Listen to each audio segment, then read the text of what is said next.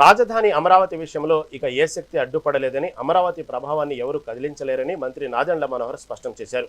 లోక్సభలో అమరావతికి చట్టబద్ధత కల్పిస్తూ బిల్లు ఆమోదం పొందిన నేపథ్యంలో ఆయన కీలక వ్యాఖ్యలు చేశారు.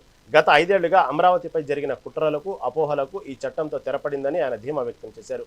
కేంద్ర ప్రభుత్వం తీసుకున్న ఈ నిర్ణయం ఆంధ్రప్రదేశ్ భవిష్యత్తుకు ఒక భరోసాని, ఇకపై ఏ ప్రభుత్వం వచ్చినా రాజధానిని మార్చే సాహసం చేయలేదని మనోహర్ అన్నారు.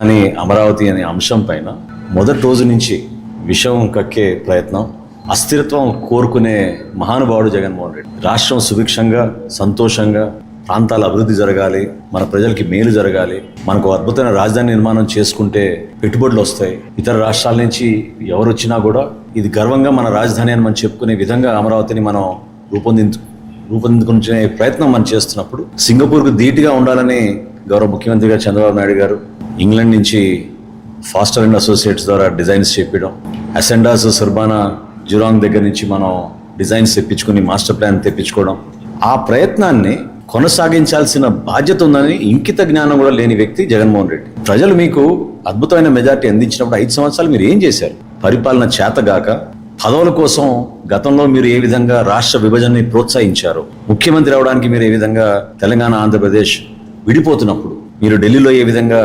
కార్యక్రమాలు చేశారు, ఈ రోజు కూడా అదే విధంగా 3 ప్రాంతాల మధ్యన చిచ్చు పెట్టడానికి కోసం 3 ప్రాంతాల్లో మేము రాజధానులు ఏర్పాటు చేస్తామని గతంలో మీరు తీసుకున్న తుగ్లక్ నిర్ణయాన్ని, ఆంధ్రప్రదేశ్ రాజధాని అమరావతి అనే అంశం పైన మొదటి రోజు నుంచి విషం